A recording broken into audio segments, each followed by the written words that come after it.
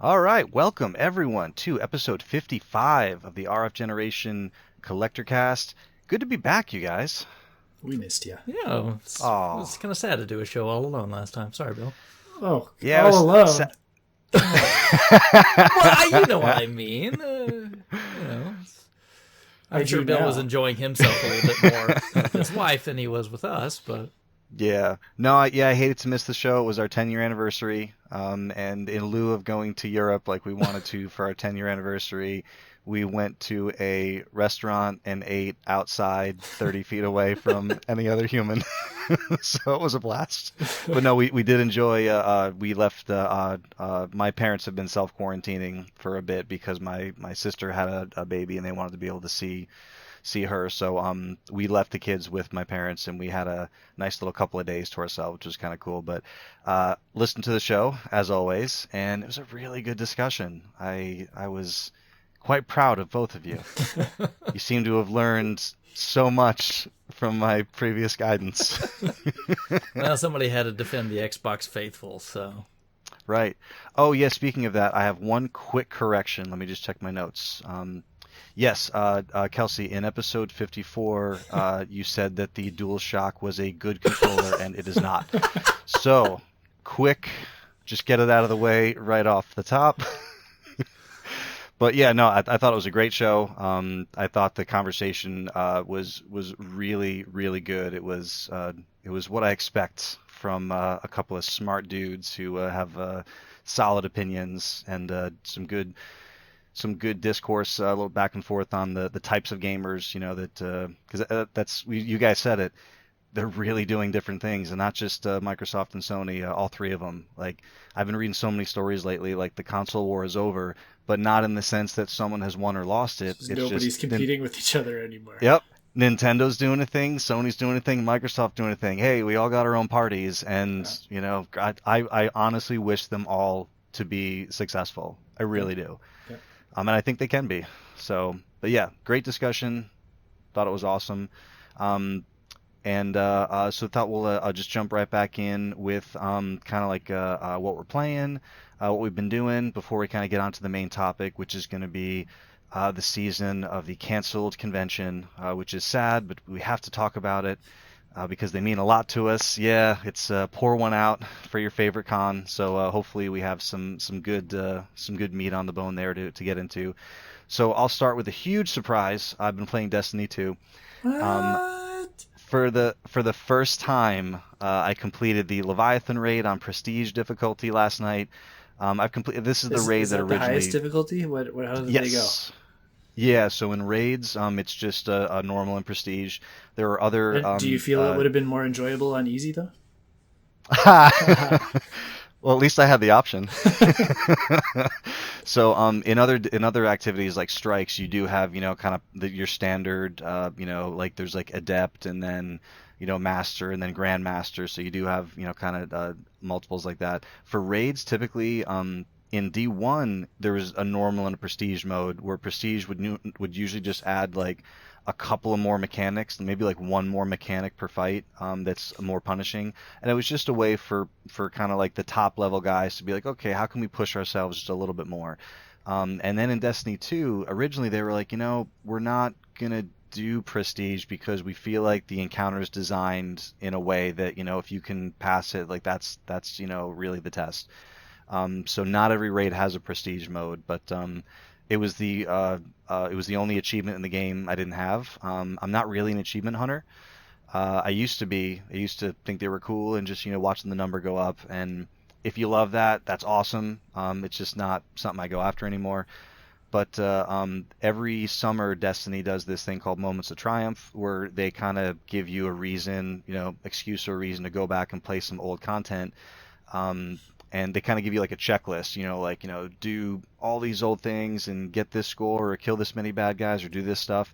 And if you get enough of them, you either earn some in-game stuff, you can earn like a T-shirt. So it's kind of cool when you go to conventions and you see other dudes with this T-shirt. You're like, oh, Destiny, bro, Moments of Triumph 2018 or whatever.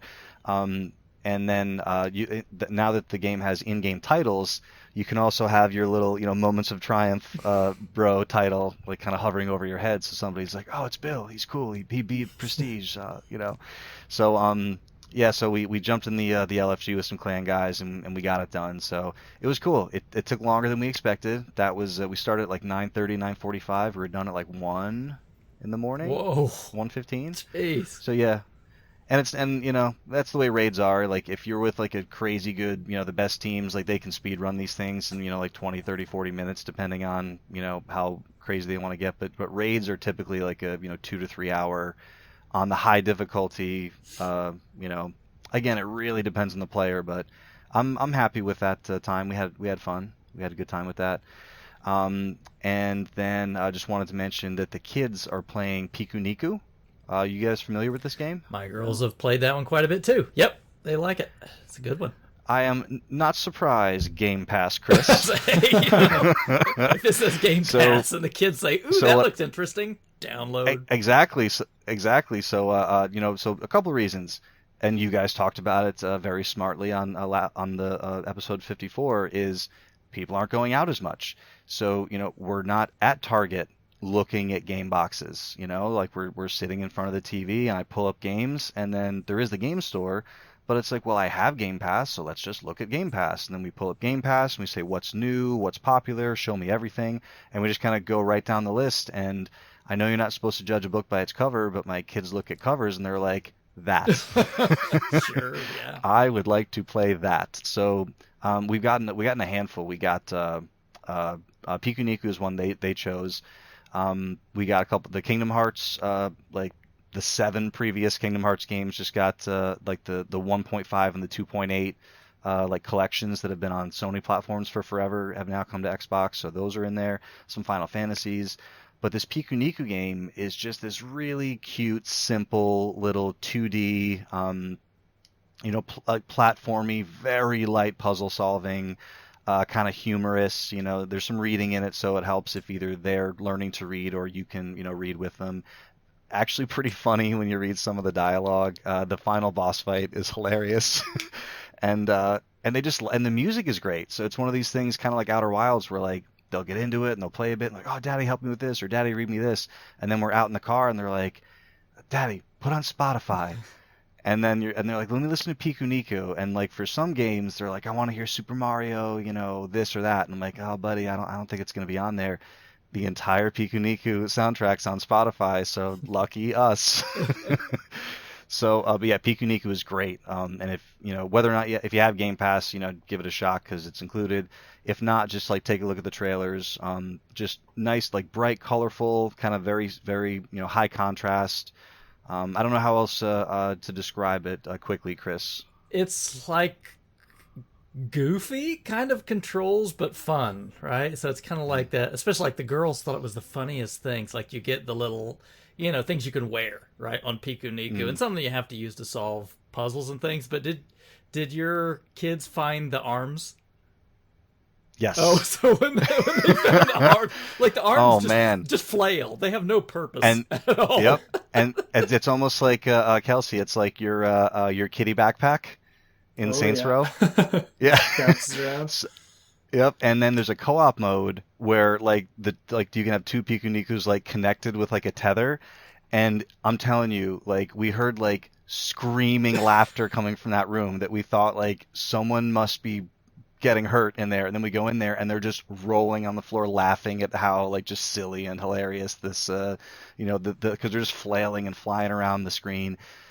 It's really, really, really cool, and again, speaks to Game Pass. Like this is just something that like it's just one of those like goofy little off the wall titles that I probably wouldn't have like given a second look, but the kids were like, "Hey, get it." I'm like, "Yeah, it's included," and it's really good. So yeah, you were say something, Chris? I was gonna say, have your boys played Human Fall Flat? No. Okay, that's on Game Pass, and again, 2 players. Okay.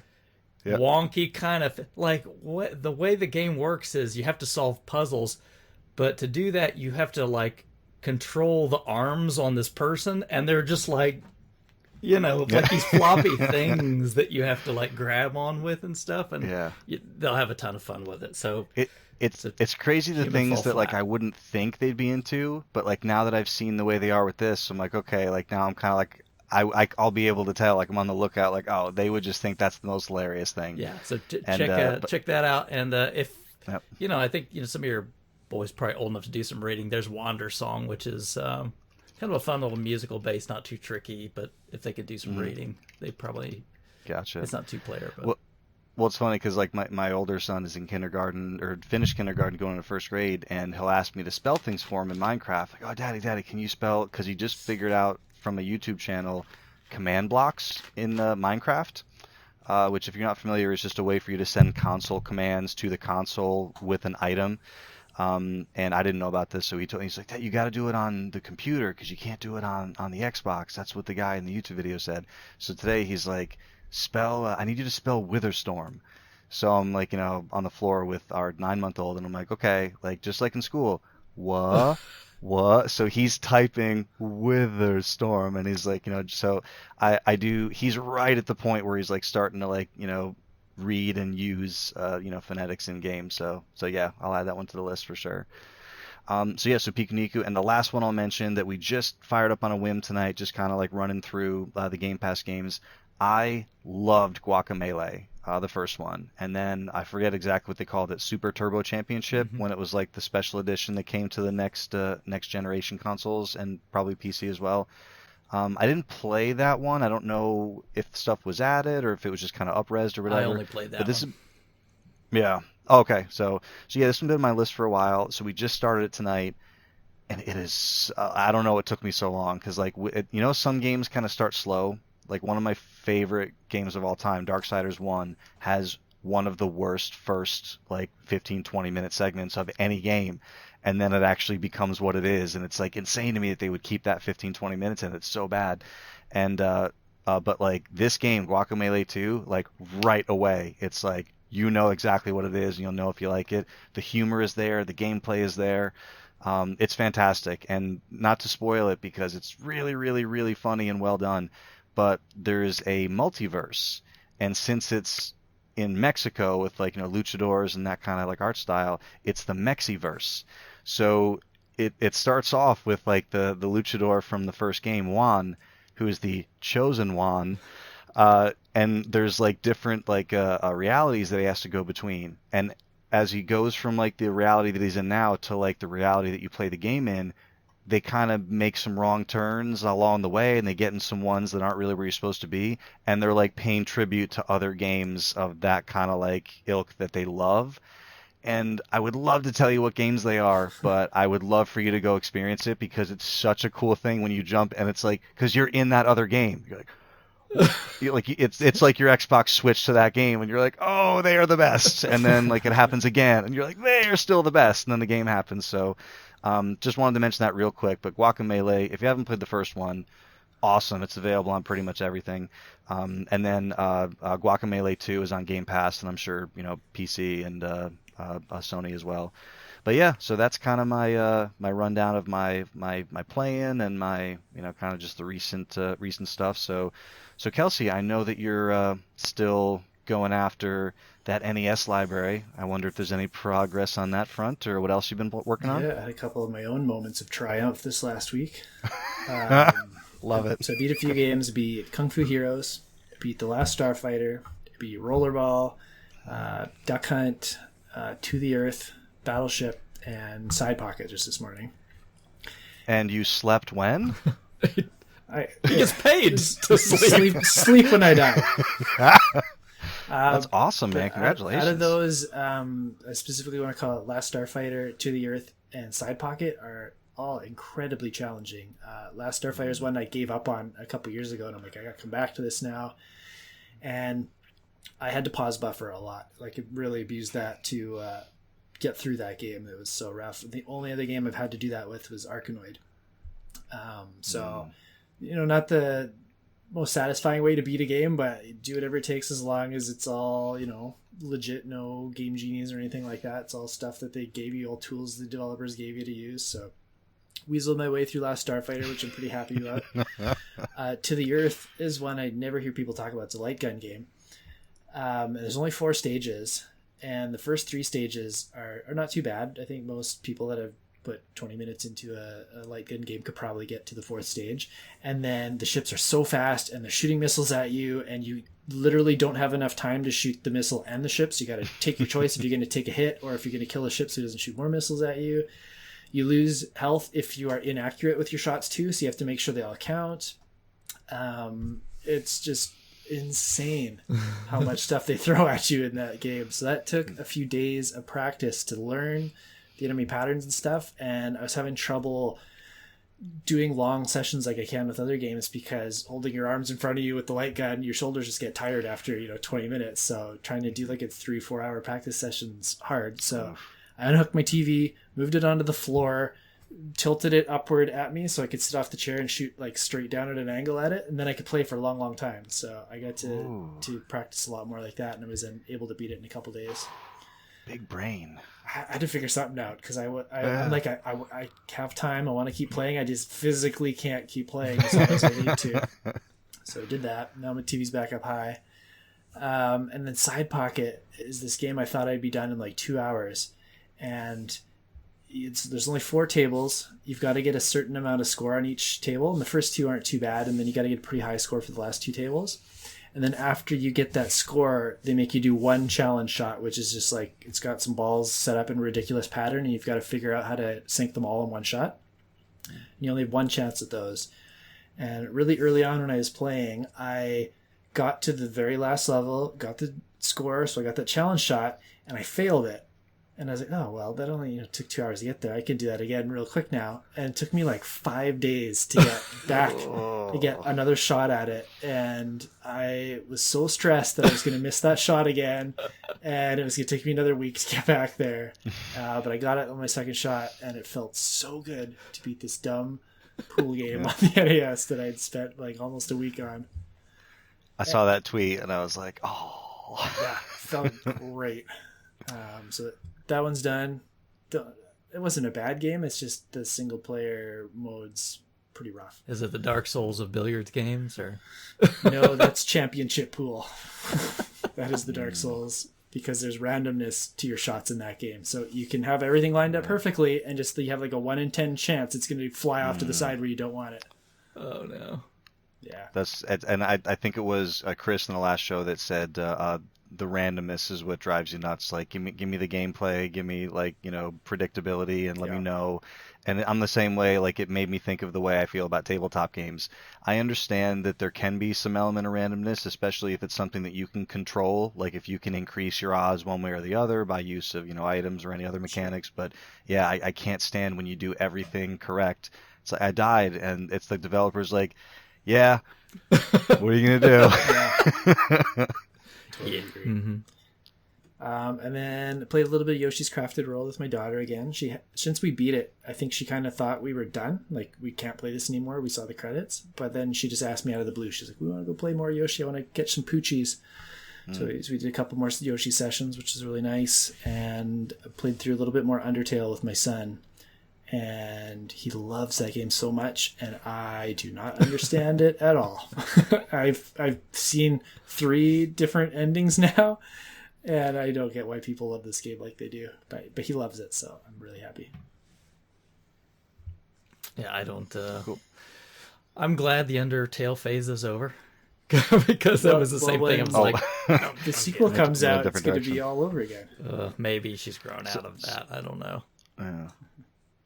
So yeah, it's not one that's ever been on my personal radar, and it hasn't hit my kids' radars. And I remember hearing about it, and I just remember what I heard about it. I was like, I remember thinking, oh, I could see how some people would really like that. I'm just, I could tell I'm not one of them. That's what I thought too. And then I played through it, and I don't understand. Like, I had a different perspective of it in my head than it actually was, and it's so much different than I thought it would be. And then I think you said your son was working on Pacifist, or was it the other one, the Kill Everything? But we did Pacifist real early, and then he was working on Genocide, which is much harder because there's a couple boss fights that you have to do pretty perfectly to get past. Is it kill everything or just kill enough things? No, it's like everything. Like you do random battles in an area until random battles no longer appear because you've killed everything in that area, and it will tell you like nobody showed up now because they're all dead. Wow. And he's enjoying it. He's loving it. Yeah. And like you said, when we're in the car, he pulls up the Spotify. We got to listen to like Sandsteam and the Spider Boss fight, and like he goes through all his favorite tracks from that game. It's funny like that they'll know the names of like Daddy, I want to hear like Inside the Mountain. Like, how do you even know that that's the name of the song? Or like Dad, I want to hear Pico Nico. Okay, what song? He's like, I want to hear El Bunco. All right. Or yeah, but it's nuts. Or like like what's the one of the ones in Pico Nico? It's like like the winner of the Pinecone Princess or something like that. Like these crazy names, but they know. It's nuts. But that's cool. So yeah, Undertale. Yeah, I'll it's never been on our radar, but when your I'll let you know kids if we are ever have a old enough report. to read pretty proficiently, I think they would probably enjoy it. Okay. Very cool. So, and Yoshi, you mentioned, so is she just going back to play some levels, or she wants to get all the flowers spinning? She does not care at all about the flowers. It's all about the Poochies and the spooky levels. So we play like the ghost house stages and the ones with the like axe-wielding clowns. She likes those ones a lot, and then we'll go to some random stages and try and find some Poochies. She also loves the level where there's a giant T-Rex skeleton like chasing you through the level. So we've done that one a lot of times. It's a little Super Meat Boy-ish. Yeah, but slower. Yeah. Eden still likes to go through Yoshi's Woolly World just to get all the little yarn. Like every stage has these yarn things you have to get, so you get all of them, and you get a different colored Yoshi that you can use. So each stage has that in it, so that gives her the incentive to want to go back and keep playing these things again. My daughter couldn't care less about the collectibles, so they're like a challenge for me when we replay a level to see if I can sneak out that flower without her running me off the screen. Yeah, so there's very few levels we've got everything in. There's like maybe 2 or 3 that we've actually collected all the collectibles. Yeah, it's funny that it's our boys like the opposite. Like they want the flowers to spin, so they're like Daddy, we gotta find 5 refrigerator stickers or like whatever it is for that level, and they want to watch you, and they don't know what Google means. When they want you to look something up on the phone, they want you to say, Daddy, update on your phone how to get all the stickers in this level. So I have to update on Google, and they just want to watch, but like. I'm trying to stay away from that because a lot of the times, like we fired up Luigi's Mansion 3 today. My wife was out, and we just were kind of hanging for a bit. And I was like, we haven't played Luigi in a while. Let me fire this up, and we're trying to catch Polterkitty on the 8th floor, and I'm trying to figure out, and it's frustrating because like the controls aren't great, and like the mechanics aren't clear what they want you to do, and Polterkitty just keeps running away and going back and forth, and I'm like, I don't know what they want me to do. And Callahan's like, Daddy, just update it on your phone. I'm like, no, I don't want to update it on my phone. I want to figure it out. Like, I don't want to be shown a story. I want to, control it, right? So, and then every once in a while when I'll figure something out, they're like amazed. They're like, oh, how are you so good, Daddy? I'm like, I'm just problem solving, But yeah, so it's when my son and me played through the Portal games. That's how we felt too. I was like, we're not looking anything up. We are going to experiment on this level for 5 hours if we need to. And it was so cool when he would figure out something before me. Like it would just blow my mind too. And it was so much fun. Yeah, so Portal is a great example. I love Portal 2. And the thing is, I play it every couple of years. And the easy stuff you can get quickly. And then the harder stuff, I remember thinking every time I play it, I'm like, I've done this before. Why can't I do this right now? But it's and Limbo is another one that gets me. Less so Inside. I feel like Inside is a little bit easier. But Limbo, there was a few that I remember being stuck on for a while. And part of it might just be because I was younger and just couldn't wrap my head around it. But I remember when I figured stuff out in Limbo, I felt like so good, especially some of those later ones. But yeah, so we are trying to Portal that were the best too, or when we're looking at each other like, I don't think that's how we were supposed to do that, but was it? Yeah, but it works. So it is. Yeah, so that's really cool. Human Fall Flat's that same sort of thing. They have some of these puzzles, and to figure them out sometimes, you feel kind of like a genius when you're over with. You're like, Yeah, and again, Yep. like I don't know if they really meant for us to do it that way, but it worked, so we're gonna take it. Right. And the more freedom the game gives you, and the more like physics it gives you, it's like if they limit you, if there's only 2 or 3 things you can do, like in Limbo and Inside, there's like probably only one way, like maybe a glitchy way to solve that puzzle. But like when they give you, like these weapons that can like fly you through the air and gain momentum and do this, there's people that are still finding alternate ways to finish Portal levels just because of all the freedom you have in that. It's And a for crazy someone game to watch who will, speedruns of.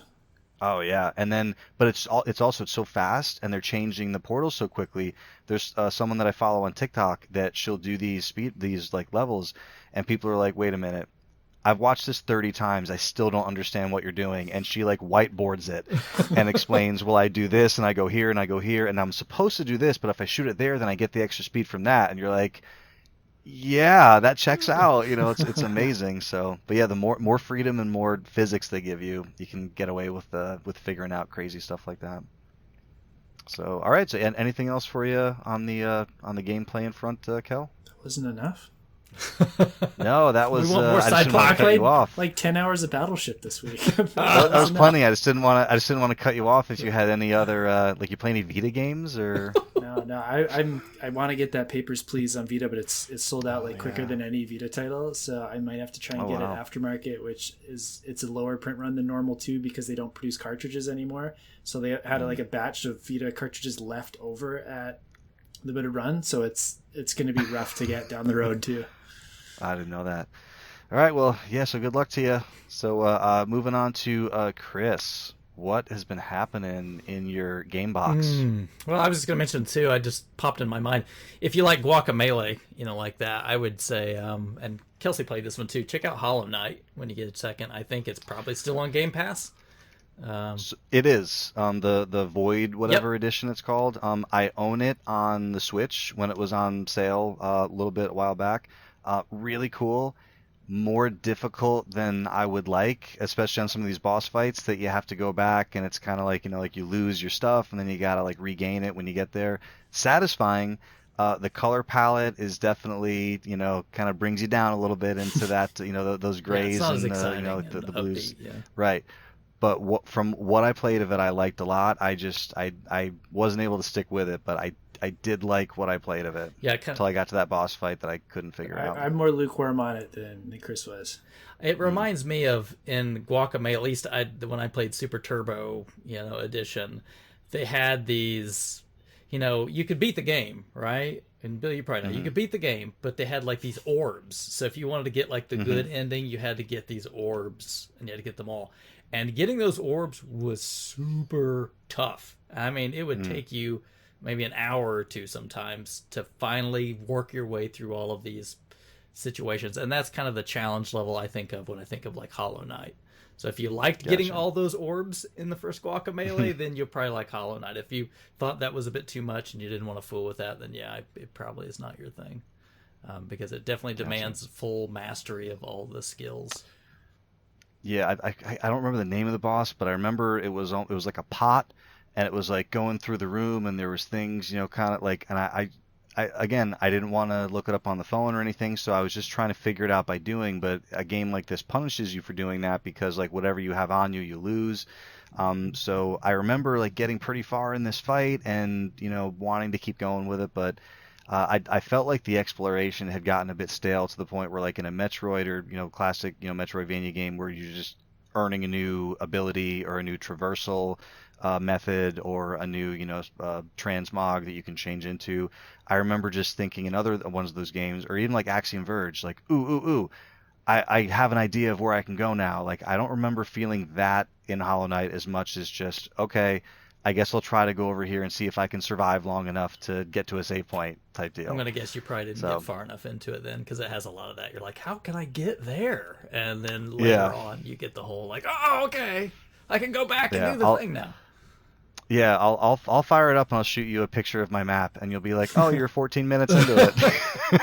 Well, I mean, played it for days. It does. It's like one of those things though. It gives you like all those. I don't remember, Kelsey, or what they were called, but like these badges that you would get, and you could mix and match them to get all kinds of crazy powers after you get them. Yeah, you could adjust your you could adjust your builds pretty good. And I remember like when I finally got to the guy where I could upgrade my needle, so he's almost at the blacksmith like down in the corner there, and I remember getting like the dash, and so I You got got it enough fairly in abilities. if Yeah, I you was gonna made it say to the that's pretty blacksmith. good. Yeah. Yeah, so like, and I remember like feeling like, okay, I feel like I have every traversal ability that I should to be able to get places. And the thing is, there were probably 2 or 3 places that I could get to, and I couldn't master like either the area or the boss in that area. And there was one boss that I think it was like a grasshopper or something that I didn't realize was an optional boss. And it's been a while, so I don't know if I'm making sense, but like there was Yeah, an I area think I know where what you're I talking I about. fought this boss for like a while, and then I when it was over, I was like, oh cool, like where do I go next? I couldn't figure it out, and then I looked it up, like where to go after this guy, and it's like, oh, he's an optional boss. Like, oh, okay, so that's kind of cool that I went and did a guy for an extra ability or like build badge or something like that. But yeah, I did like what I played of it. I'll have to go back and see what my playtime was. I don't know if it tells you percentage of map or whatever before you complete it. I think so. I think it There was a had. percentage tracking, yeah. Yeah. Okay, I'll have to go look. But yeah, I do have it on Switch, and yeah, some just kind of fell out of it a bit. But do have a vacation coming up, so if I can steal the Switch away from the kids after they go to bed, maybe can enjoy some Hollow Knight next week. Yeah, and I think the second one is going to be coming out sometime soon, if memory serves. So I'll I have know to they're check that working one on out. it. I don't know if they put a date on it though. Yeah, I'll take a look at it. Other than that, for me, since the last time, I'm trying to think 2 weeks ago.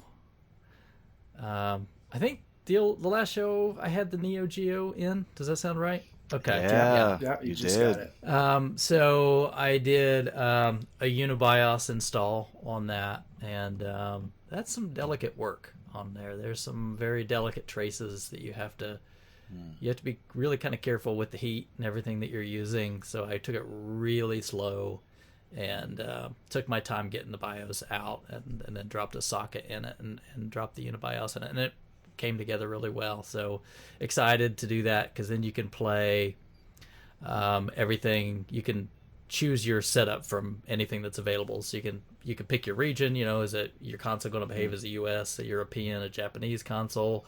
Is it you're going to treat it like a console or the arcade version? Because everything's in that same cart, so you can play it however you want, anytime that you want. And there's also cheats, so it's built into the BIOS. So I wanted to play some of the. I've been playing World Heroes 2. Is the only game I have right now on it. The game is super hard, man. The game is really hard. Even if you put it on easy, I don't understand. I have to be honest. Like, I choose easy difficulty, and then I chose like MVS difficulty, and they seem exactly the same to me. I can't tell that it's any easier on easy, but They're trolling you. yeah. I mean, it's like a lot of cheat. You can tell the computer just reads your inputs and it does whatever, right? Classic Street Fighter. Like the second you do something, like nope. Yeah, like every time you jump, you're going to get the anti-air move against you. Yeah, and so you're like, okay, so I just can't jump. And That's then, like just fundamental fighter rules. Like, you never want to be in the air. to a degree, but if you're playing a human, that's the whole thing. You get them so focused on your ground game, occasionally you can jump, and they won't watch for it, right? You condition. It's not a very good human then, though. Well, I'm just saying you condition your opponent, right, or whatnot, and then. Yeah. But you can't condition the computer. You can't. Was it Marvel Capcom 2 that you could do the high jump, like the down up, and like just be like completely off the screen? Yeah, I would do that to confuse my brother. And then you're just fighting the arrow that's on the edge of your screen. But I turned some cheats on just so I could go through and beat it with some of these characters that there's no way I'm ever going to get good enough to beat the game in some of these things. But anyway, I've been having some fun with that. I think it was a very worthwhile upgrade to do, especially having a Japanese console. I want to be able to play things in English sometimes. So that was fun. I tried, because a while back, I anybody that's been following whatever that new Ghost Recon, I can't even remember the name of it.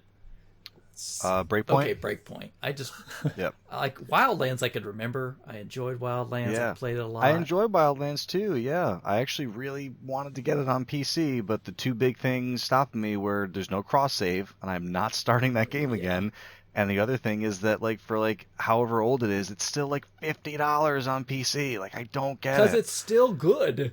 And then Yeah, and then I guess, yeah. I've played this Breakpoint, and isn't It's the opposite. that's the thing. I thought, okay, I bought it on a sale a while back. I think it was like $5 or $10 or Oh, something wow. digitally. It was like super cheap. Good. So Good for you. I had some. I didn't know it got that low. Yeah, I had some Bing bucks or whatever. So Oh, okay. I was like, yeah, sure, whatever. I like the last one. And then I hadn't touched it, and then they put a big patch out, right? Supposedly to fix all the complaints from the community, put the AI players, and take a mode where you can just get rid of all the like weapon leveling, and like, oh, you just turn all that off, right? Yep. So I'm like, okay, then sounds like I'm ready to play. Like, okay, maybe I'm going to be back to like Wildlands again. So I fired it up. Oh God, it's just, no good. I might give it some more time. Yeah. But even though you can turn some of that off, like the junk around it still exists in the game. So you spend so much time learning about the game, trying to take you through all of these crud systems that are in this thing. There's like just so many layers of trash on top of trash, and you're just like, none of this is fun. Yeah. Like none of it is me going and shooting bad guys in cool ways, which is all I want to do. Right? That's all I want to do. Or like going in with a team. There's a building. Let's mark this guy. Okay, you and me, we're gonna shoot these two at the same time. Ready? Mark. 2, 1, boom. Okay, move over here. You know, like the tactical combat that you like. That's what you and me in Breakpoint like doing. That's what we like doing in Far Cry. Like back when like Far Cry was good. And all I heard about this game was when it came out was like it came out, and I feel like a day later, Ubisoft was like, listen, we know we did some things. Yeah. We had a hiccup. Yeah. What are you gonna do? And it was like, I hate when games come out and they're like apologizing for it. Yeah. And I remember watching, because I didn't know what was wrong with it, so I like YouTubed, what's wrong with Breakpoint, and there was this guy that was like, he did like a really good, like not just like a trashy, oh this is dumb video, just like, here, let me show you what's wrong with it. And it was like one thing after another. And like one of the first things off the bat is like you end up on this island like alone, and the story puts you on here alone, and like, oh, it's almost like Far Cry where, oh, you're an alone guy and you got to figure this out. And then like it leaves the cutscene, and then you're in like a social space with 90 other players in like a social hub, and you're like, wait, I thought I was on this island alone. Well, and all of a sudden, oh no, it's alone, but like in your head, because we need microtransactions, so we need a social hub for this area, so. Yeah, so they've like made this mode now where you can like turn all that crap off, except it still exists to a degree. I mean, gotcha. It's not like they remade the game; they just shut certain things off. Right, and I think the other thing, if I'm not misremembering, was like all like the weapon add-ons were like you used to be able to go to a building, clear it out. Oh, great! I found a scope, and now I can put this scope on this gun. And like that's not a thing anymore. Like you can like unlock the ability to buy a new scope for it. You can go find blueprints, and then you have to go back to this shop to get the blueprints. Big oof. But like you have to have parts for things, and like you could break your weapons down to get parts, and then like. And I'll tell you, Destiny's not innocent of this, because they've been guilty of like putting systems and currencies in the game for the sake of putting systems and currencies in the game. And it's like, if it doesn't serve the game, if it's not fun, if there's no reason to put it in there, it shouldn't be in there. And to their credit, they've pulled a lot of that stuff back, and they've been really good in the last number of years. Like, okay, really sorry, that was like a year 2 thing, like we're not going to do it again. But like I still see companies like, how can we get people to, and that's what it is, how can we get people to play our game longer, and how can we get them to put more money in it after they bought it? And when it's when it's visible like that, when you see them doing it, it just feels so dirty. Yeah, and I think that's even the thing. It's like you can tell they've glued this stuff back into a game that it doesn't belong in. Because like remember in Wildlands, you'd have the sync with your AI buddies, you'd have these sync shots, right? Yep. She's like, you tag the guys, like, okay, so these guys, you're going to shoot these guys when I pull the trigger, 1, 2, 3, bam.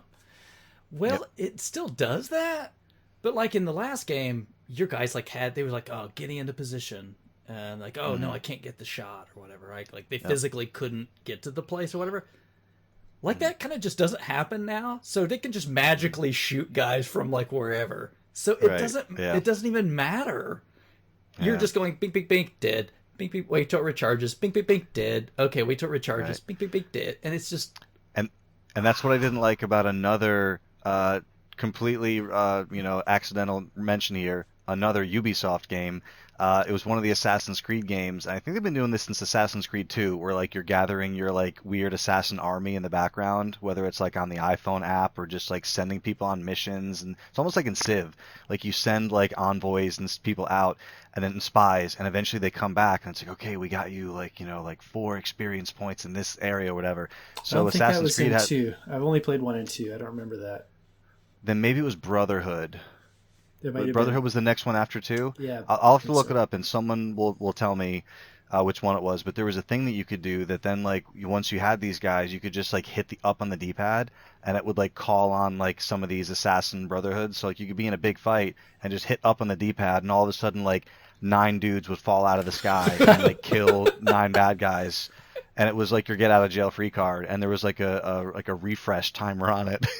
And the thing is, it made sense when you were like in the city, but then there'd be missions where like you took like a gondola like 48 kilometers into like a secret base, and then it was like, oh crap, I am being seen, and you hit up, and it was like ding ding ding ding ding ding, and like all your dudes fell in. It's like we needed a way to make the app, make sense. Yeah, and it's like, but yeah, it's like terrible. Like even if you like get a new weapon and buy a new weapon or whatever, you have to like go to this other special place so you can equip it. It's like it doesn't even, when you buy it, it's not even there. You have to go somewhere else to like add it to your arsenal.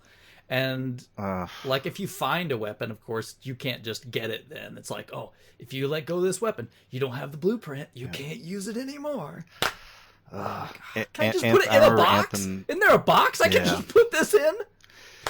I remember Anthem made that mistake. Like when the game first came out, people were like, you couldn't, if you got a weapon, you had to go through like something like 7 screens before you could try it, because you couldn't try it where you were. You had to like go back to the social space, then you had to go to this area, then go to another, and then go to another, and then you could actually like see what it was like. Yeah, and so it's like, oh, okay. I got this now. Let me fast travel back to the base, and then let me sit through this really long animation that happens because your guy has to like take his backpack off and really just like settle in and everything. Okay, now you can get to your menu. Oh, can do your thing. Okay, now I'm ready to go back out there. It's just like, oh, come on, and like the animation is not great in it, and like some of the shooting the dudes is still okay. It's just. I don't know. It's like, how can you guys had it like Wildlands was so praised. They had you had the formula. Dude, just make this again with a new setting. Maybe add one thing. Yeah, that's all you have to do. Marvel understands. We got a formula, guys. Let's not just not make good stuff anymore. Right. It's like all they have to do is like. Do you like cashing checks? I like cashing checks. Yeah. Okay, let's do it. No, they had to not do that at all. So. Well, that's what they did. They made check cashing simulator. So I don't know. They would like to cash your checks. Yeah, I might try for 40 cents every couple of days. I might try. But yeah, I remember being excited about it, and then it happened, and I saw some of the press on it, and I was like, oh, okay, I'm just gonna wait. So I wish I could tell you that now's the time, but I don't know. Maybe try it out if you could get it dirt cheap. It just didn't make any sense to me because like right at the beginning of the game, as soon as I got like a squad, suddenly now I had like a helicopter, and also so I'm like, okay, I can instantly just go wherever I want. And now with the thing where I can just pick the guys off, I just went straight to like a pretty secure headquarters place and just picked all the guys off and went in and got the stuff. And I'm like. This just and then the level of jank, like there's this skills mission now, like the skills tree, right? Because every game has to have a skill tree. No, you don't. Right? No, you don't. Yeah. But anyway, of course, this one's got a skill tree, and you earn all these points, but it's not like one level you pick a new skill. No, like they have point values, and you earn anyway. Yeah. But like they have these videos that play, like show you, like, oh, this is what this skill is when you get it. And like it plays at like 1 frame per second, janky. Oof. Yeah. It's just anyway. I don't ever find I know we're going long on games, and we'll get into our main topic here in just a few minutes, but Well, this will be my my rest is short. yeah, no, when you mentioned that, I have a hard time thinking of a game that does a really, really good job of showing you the skill before you get it and how useful it's going to be. One that pops to mind It's is called Mega Spider-Man. Man. It shows you the get equipped screen with him shooting it before you even get to try it. It's been around forever. Oh, it has? Yeah. So I was going to say, like Spider-Man for the PS4, I remember doing a pretty good job at that. Yeah. I remember Infamous doing a decent job at that. Neo does a good job. Yeah, it has a little video segment it? Mm-hmm. that will play, and it'll only play once, and it has a button if you want to watch the video again. But if not, it doesn't bug you. It's pretty easy. I just remember feeling about like, okay, like that ability looks cool, and then you get it in the game, and like it still looks cool, but it's like not effective, and you're like, oh, you showed it like killing a guy in the video. It doesn't kill a guy when I do it. It's like he has to be at 1 health. Right. But yeah. So I don't know. You know, I wanted it to still be. I just wanted it to be more Wildlands, and I just don't think it is, unfortunately. My Eden's been begging me to play Minecraft Dungeons with her, which is again another Game Pass game, and Minecraft Dungeons is Diablo for Minecraft. I think is basically kind of the idea, and I don't like those kind of, I don't really like those kind of games, so I'll play it with her. Got that game too. He did a house sitting for a neighbor, and he gave him an eShop card, so he bought it. He burned through it in like a day. Talked really highly of it that day. I don't think he's played it again since in the last 2 weeks though. It doesn't. I mean, it's not something like the kids are, they'll never quit playing Minecraft or whatever. But Dungeons, it was free on Game Pass. They're having some fun. They force me to play a little bit sometimes. Yeah, I don't really care for it. It's really weird, but I don't like those kind of games anyway. So it's kind of is what it is. And then I guess the last thing I wanted to get into was more of this Nintendo leak that has fell upon the internet and is everywhere. So. I don't know the full details, but somehow a lot of stuff from Nintendo is leaked on the internet. It's a lot of source code for old games, and or like the operating system for the Nintendo 64, and just all kinds of stuff is out there. So, yeah, Kelsey and I before the call were talking real quick, right? There's like the Luigi stuff from Mario 64. From Mario 64, yeah. They had planned to have it in there. There was like some Ocarina of Time. Like some prototype Super Nintendo levels. stuff too from like Yoshi's Island, some old F-Zero stuff. Yeah, there was some interesting, some Star Fox leaks. Yeah, some sprites and stuff that weren't used from like Super Mario World that were kind of in like a prototype phase. And yeah, they were showing like different versions of Yoshi before they decided on their final one, and some of them were real bizarre looking. yeah, it had like almost like a beak. It looked like a long neck, like an ostrich face. Yeah. So very surprising coming from Nintendo. I mean, that just doesn't happen from Nintendo. So I'm just wondering, like, what on earth happened? I can't imagine it came out of the Japanese side, but I don't know how they store their stuff. If it's all sitting on some server that everybody can just hack into or something, or what? They probably have it. They probably have it on AES carts. If you had that like BIOS on your machine, just plug it in. Probably pull some data over. Just hook your X band up. Of all the old weird things to have, like I would still like to have a boxed X band. I think that's super cool and just weird. But I think that's the thing is that like so all these people are just digging through all of this code, like mining all of this stuff from these old games. So I think we're going to see some interesting stuff out of it. What people do with it. Yeah, it's only been a couple days now, so yeah, I'm sure some more nuggets will keep coming out for the next week or two. Yeah, I would be interested to see some hacks where they probably like take some of the graphics from some of these things or whatnot. And play Ostrich Yoshi through Super Mario just World go back now. to it. Right, Yeah. like hack them back in. I've already seen like some mock-ups of like, there's this prototype room from Zelda. This is what it would look like, and some of that. And finally, show that kid on the playground that you can be Luigi in Super Mario 64. That's right. I would imagine, all that stuff will come to some fruition. So, interesting, odd, surprising, and I don't know. I mean, I think on one hand, it's very neat to see that stuff because I don't think Nintendo would ever show us that stuff ever.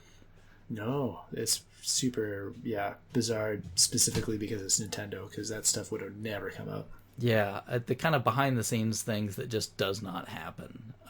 Even though it's so old, I don't think it could really hurt them. They just don't. Yeah. So it'll be interesting to see if we ever find out why or how that happened. Maybe we'll never figure it out, but it's just... I read something real, like, within the last couple hours before we got on the show, that they know who got it now. I don't know the specifics on it, but apparently the person's been identified of how it got out. So I don't know if it's an internal thing or a hacker or what. Nintendo knows or the internet knows? I sounded like Nintendo knew, but I didn't read the whole thing because we were just getting on the show, so I don't know the details. I could be a little off there. All right, very cool. Well, maybe we've got our Snowden of Nintendo. Be fleeing to Russia or something. Yeah. Joseph Gordon-Levitt is going to play Iwata in the biopic. Well, that's all I've got, guys. Cool.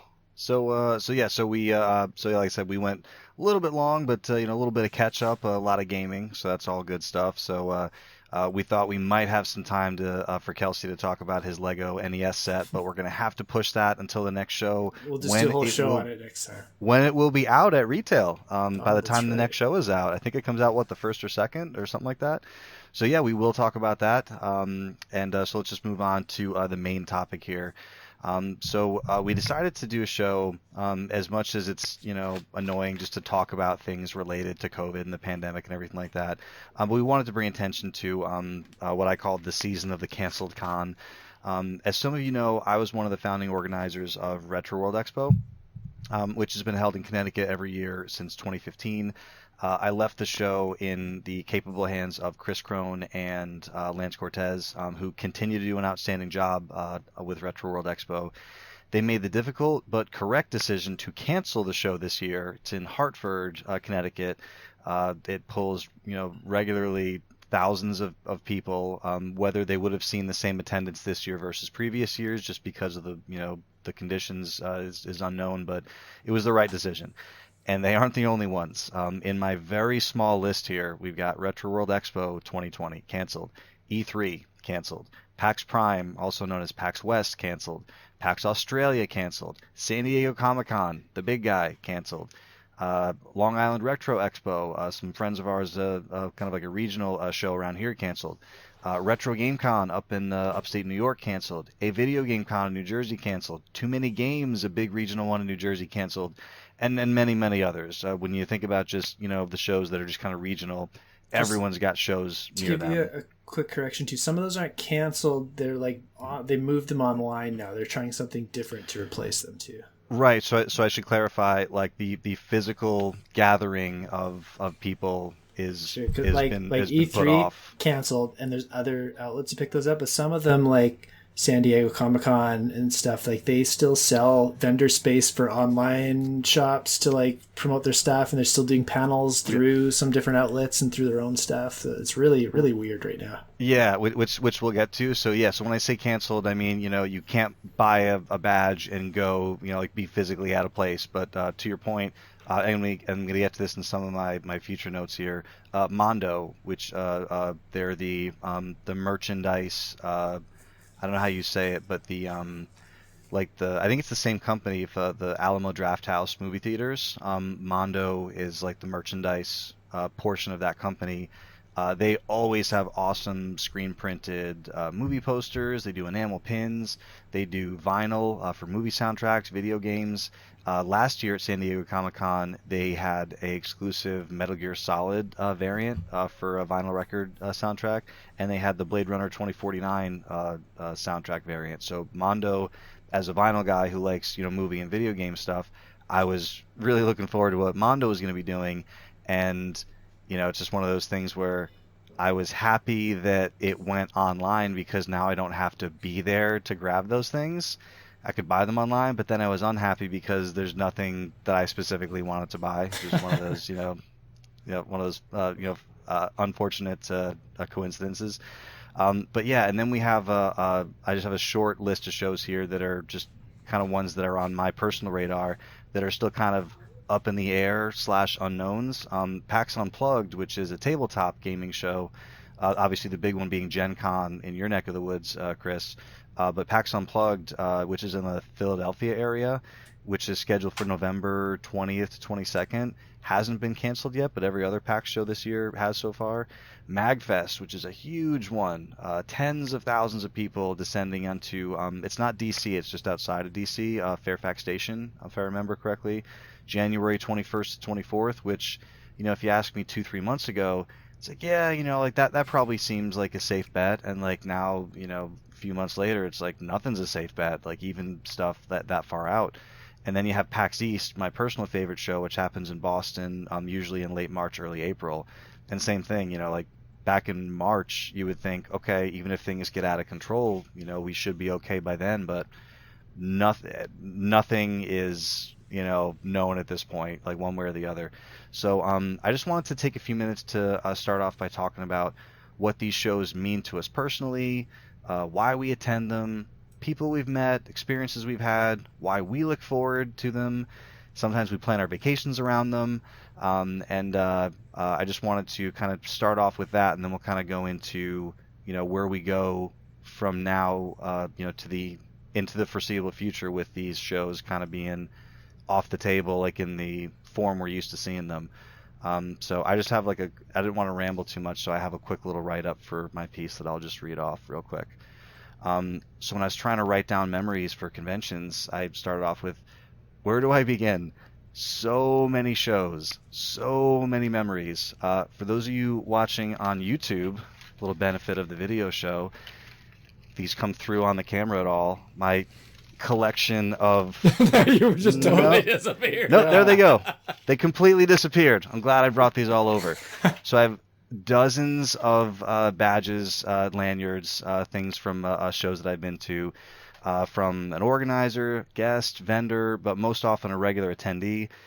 There's something very special when like-minded people are either able to gather and celebrate whatever weirdness they happen to share. I first met Chris and Kelsey on rfgeneration.com, but I met each of them in person for the first time at a video game convention. Chris at Too Many Games, and Kelsey when he came to Connecticut with Chris for Retro World Expo. Conventions are more of a social experience for me than a gaming one, if that makes sense, which is weird because you think of them as being, revolving around games. Every year before my favorite show, PAX East, people ask me what I'm most excited about. And part of me thinks video game concerts, panels, the chance to meet and speak to game developers, playing games, reveal trailers, giveaways, the stuff you kind of normally associate with shows. But when I think back of what my fondest memories are of conventions, I think of sitting in a burger joint with a dozen RF Generation members outside of Too Many Games. I think of 10 people scattered across the rooms and hallways of my house in makeshift beds after a long night of playing Drawful or marathoning a Mega Man game before a Retro World Expo. I think of driving down to MagFest on 2 days' notice with my buddies Chris and Rhodey when they scored last-minute badges, and making the sound Colossus makes in the X-Men arcade game all weekend because we saw Colossus on a poster on our way into the hotel. I think of our good friend Eric, who flew in from Germany for Retro World Expo and has since crashed at my house during more than a few vacations and holidays in the U.S. I think of going to one of my favorite breweries on the way up to Boston for PAX East and getting to stay in a hotel room with the friends I've gone with every year since 2013 and drink some beers, play some games, walk the floor, and just be ourselves. So while you look at the pictures behind us, you see everyone getting together to play games and talk about games and be near games and games. But really, when I think back of it, it's all about those experiences with friends that you have, friends that you're making, friends that you just like being around. And I think that's the biggest like gut punch for me is you can take the things, you can take the news, you can take the the information that you would have got there. You can even take some of the experiences, like, you would have played this demo on the floor. Now you can download this demo in your house. Like, you can do all that stuff, but none of those things that I have loved about those shows is available right now. So that's kind of the where I kind of wanted to take it going forward with, where do we go from here, especially not knowing where the future is going to be. So hopefully that wasn't too rambly, but I thought it was important to get through why I think that the shows are so special and what they mean to me. So Chris, if you would like to take us through what the shows mean to you when you think about some of these shows and the conventions we've been to. Yeah, I think a lot like you, it's the social aspect. I mean, games are the reason that you get together, but you get to make contacts that you just can't otherwise. So, I think back to probably the first real gaming convention I went to was CGE back in 2010. And that was one of those things, like, I'd heard about it for all these years. I'd read about it, and I think, like, man, what an idea, that something like this. And back then, it just wasn't as common as it is these days. But they had been doing it for several years, and I thought, I just want to go. And not to spend forever, but in 2009, I had a transplant. And so things were kind of rough, and glad I made it through that. So at that point in time, I was like, I want to live a little bit, and I want to go to Las Vegas. I want to see this show. So I went with my mom and my brother, and they don't care about games at all. So, of course, they just did casino things and jumped out of airplanes and vomited on each other and did all sorts of things, right? But me, I just stayed in the hotel, and I did the game conventions. That's what I wanted to do. And it was really cool for me just to see so many of the people that cared about games. I got to meet some people that, did a podcast I had been listening to for a while. Had dinner with those guys, got to meet a lot of these people that you don't, like David Crane, and some of these guys are just they have a panel, but they're also just walking around, and you just be like, oh, hey, it's David Crane. Can I have a picture or something? Yeah, sure. And that was really, it was kind of neat. And so that got me excited. Then after that, like I say, I got to meet some of you guys. So we did, I've gone to Midwest Gaming Classic a few times, so that was always a big get-together for Nintendo age people. And every year at Midwest Gaming Classic, in fact, there was a special Nintendo age room that would always be set up and run. So members could always come there. You knew you had a place. They'd always have tons of games set up. Of course, you could chill out and play Nintendo, or you could just hang out and goof off, and half the people were trashed, and it was a crazy room or whatever. But it was so neat that there was just a Nintendo age room, and you could meet all these guys that you were backing and forthing about with. And a local friend of mine, he was from Illinois. His name was Jeff, and he was kind of in charge of the Nintendo age room, and we would still see him. So John was you guys have met John. He was in Nintendo Age as well. And Jeff, who went by Jobber on the website, lived over there, and he would set the room up. So when we would go, that would always be cool, again, to see him. If you hadn't, we'd see him pretty regularly. But a few years ago, just a couple years ago now, Jobber passed away in his sleep. And, he was just like the coolest guy. And having got to spend that time with him and what he did, like, for the community there, because he would get there early, he would set up the whole room for everybody, he would have everything taken care of, he would stop and tear it down, he would help us with what we needed at the show, and that's pretty much, that room was just always full of people, and you would just hang out there and maybe go crash in your room. You'd go out to the show floor a little bit, but most of the time you just hung out in that room with everybody. Then too many games, getting to meet you, Bill, and John and I driving in and staying in a goofy little hotel room with all three of us jammed in that little room, and getting to see the show. It was the first time. That was back when 3DS the passes were still a big thing, right? That was still new. The Street Pass, was it called? Right. Oh, man. So that was a big deal. I forgot about that. Those. It was a big deal because you couldn't get them regularly. I remember just carrying around Street Pass. Then yeah. So that was funny. And that was my PVM, my first PVM that you brought for me. Yeah, you're right. And you gave me the little scope for the Zapper. That's right, for the light gun. Yeah. And we had just talked about it the week before, because for people who don't know, Chris enjoys collecting controllers, especially odd, goofy, like any kind of control thing you can get your hands on. And I had this thing kind of in a bucket for a while, and I'm like, I'm not going to sell this thing. It's just so weird and goofy. I'll just leave it there. And we had I was like, I'm going to bring it for him. And then it just came up in some sort of weird conversation. I was like, oh, I can't wait. He's going to get one. Yeah. And yeah, we've like you say, getting some food and hanging out, and I want to say wasn't Russ there that year too? Yeah, Yeah, he had brought his yeah. car. Wrestling Man, yeah, TMG, yeah. That was the when we did Yeah. burgers outside Too Many Games. Yeah, that was, and possibly even Brian, Neo Magic Yes. Yeah, and may have been there Anthony, that year, right? and Wayne, Yeah, Wayne was it Pay. Wayne? Yeah, Wayne Pay Wayne, with his yeah. he didn't have his NES World Championship with him, but Yeah. yeah, he was yeah. There was a Anthony was Yeah. there. Yeah, a bunch. Actually, when I was looking up pictures to use for my convention background here right now, I found the picture of you and Anthony like the first time you met, and it was just all big because it was weird. Like I think Anthony came The to panel. uh, like a panel Yeah, we were doing, they were dumb enough to give us a and panel. they did, yeah, and I almost forgot about it. And I would show you my guest badge for Too Many Games, but it's not going to show up on camera. But yeah, we did the panel, and then we're doing the panel, and I see this face looking at us the whole Yeah. time, and he's like actually engaged, and he's nodding, and he's laughing, and I'm like, man, like this is cool. Like we're gonna get like one new fan at this thing. Like everyone else is like, I don't know what's in this room next. I guess we'll just wait here. And then when it was over, I remember just hearing you say to him, "Wait, you're," and he's like, "Yeah, hey." Yeah, it's one of those like brothers got a hug.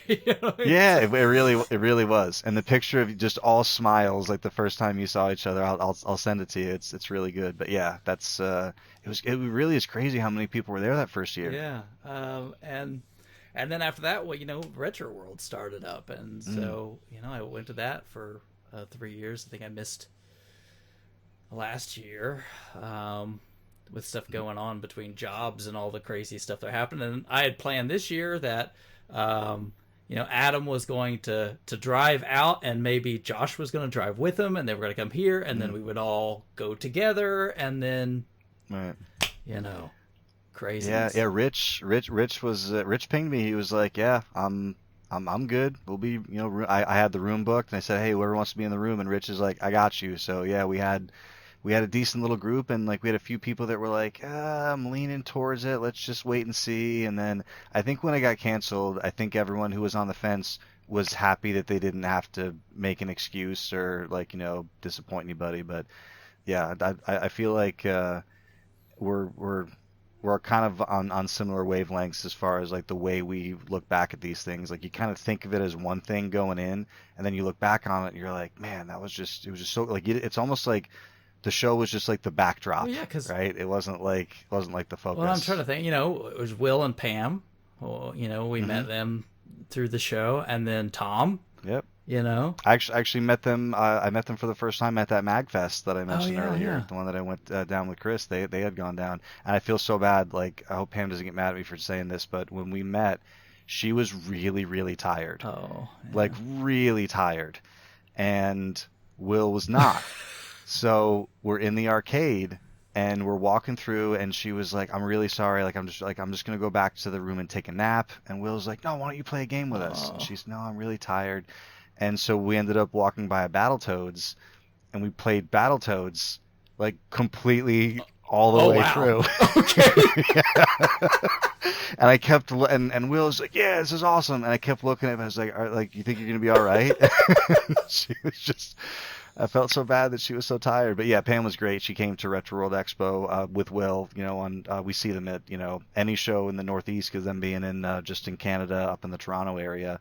But yeah, it's What? it's great getting to see all the online people that we don't normally get to. Yeah, and getting a chance to meet Chris and Lance, especially like that first year, setting all the stuff up and loading and all that stuff. And yeah, I still tell people that story where Chris came in, and because he was just staying with me and we had to do some arcade work, just moving machines, and Chris was like, I'm here, like whatever you want. And like literally all day, like woke up, move arcade machines, and then like 10 o'clock done, and everyone was like, we can't thank you enough, this is amazing.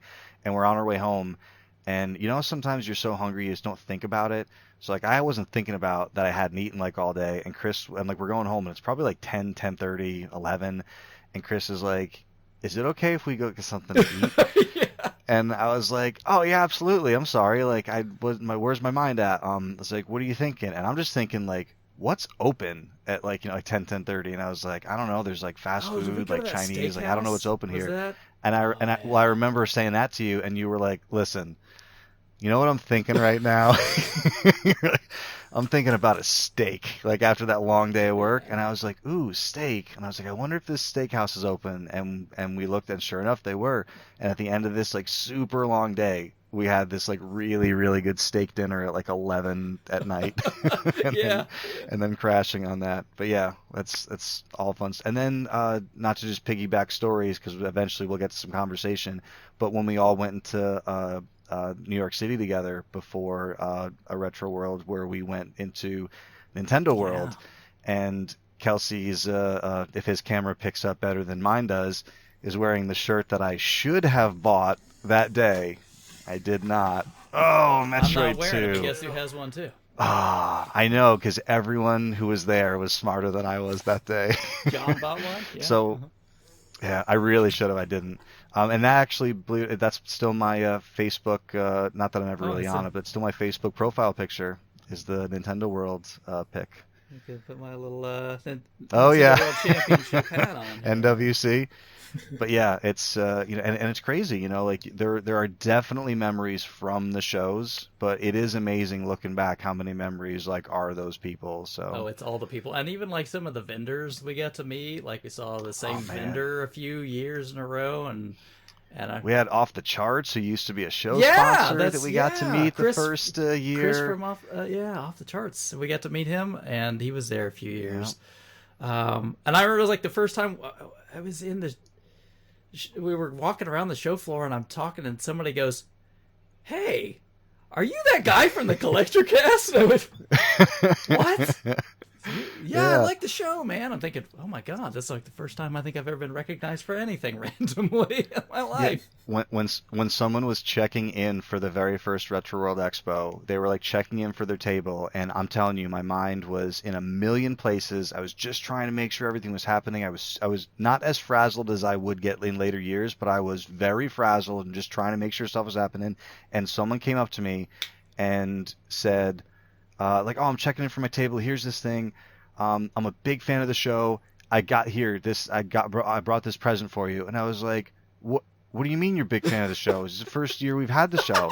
And he's like, oh no, like the Collectorcast. And I'm like, oh my god, are you serious? And I was like, oh, this is so cool. And then I'm like, but I'm in the middle of stuff, and I'm looking at it. I'm like, oh, this is so great. And I look up. I didn't get his name. Oh. He didn't say like, oh, I'm this guy. I don't know like what vendor he was. And I feel so bad because it was at a time when I was talking a lot about Far Cry, and he gave me this like Far Cry like strategy guide / art book. Wow. Well, if he's And listening, he's like, oh, I know you like Far Cry. I'm a fan of the show. And I'm like, let us know.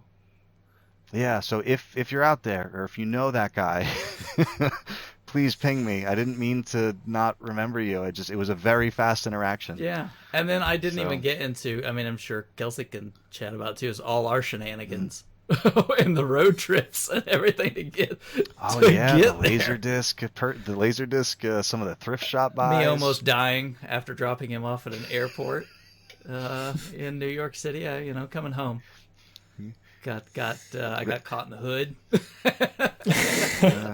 Thought I was gonna die. Rich getting into someone else's car at the airport. That was so funny because we're sitting there in the car and I'm like, hey, isn't that Rich? That looks so much like Rich, but he talked to this guy. He was talking to him. They're both smiling, and then we do another lap, and there's Rich, and then he's like, "Yeah, I just got in this other guy's car. We had a miscommunication."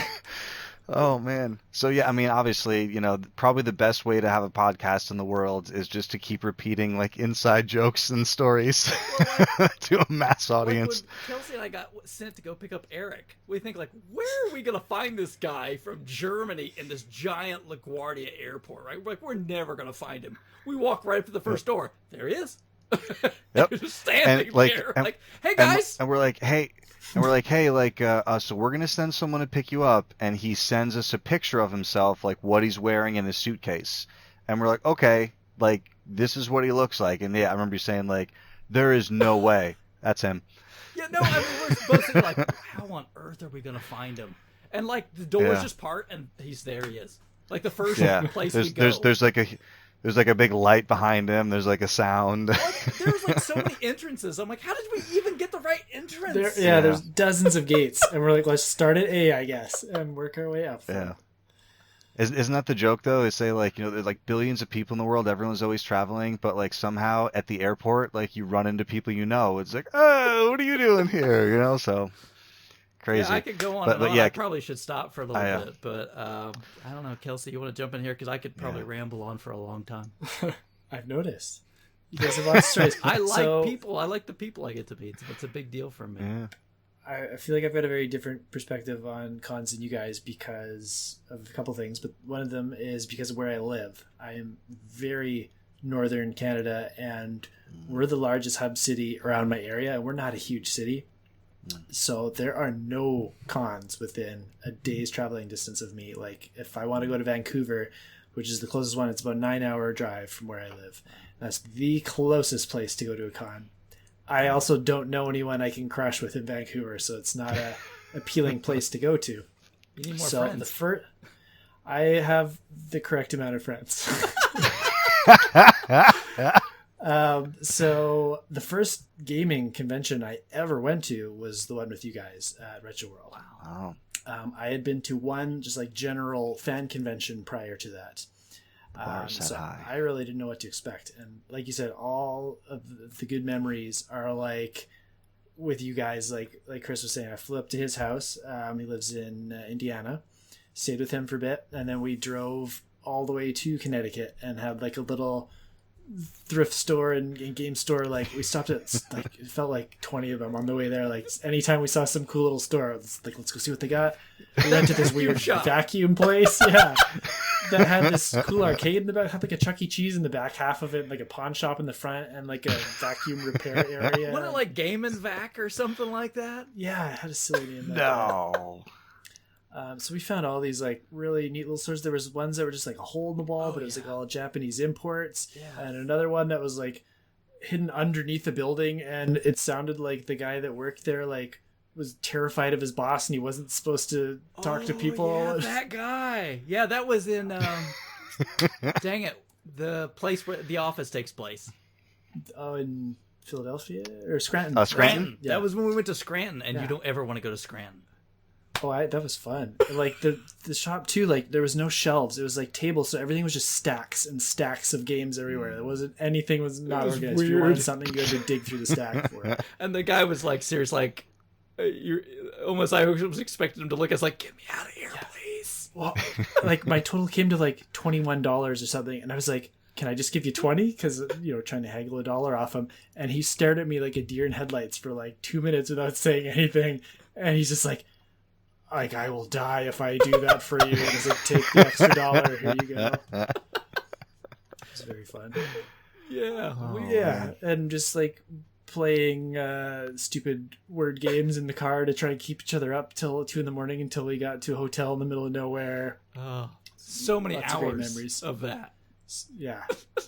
Hours, like, because you have friends. I mean, and we talk, but I mean, if you're in the car with somebody after eventually you're like, I don't really have much to say right this minute. So yeah, we just make up.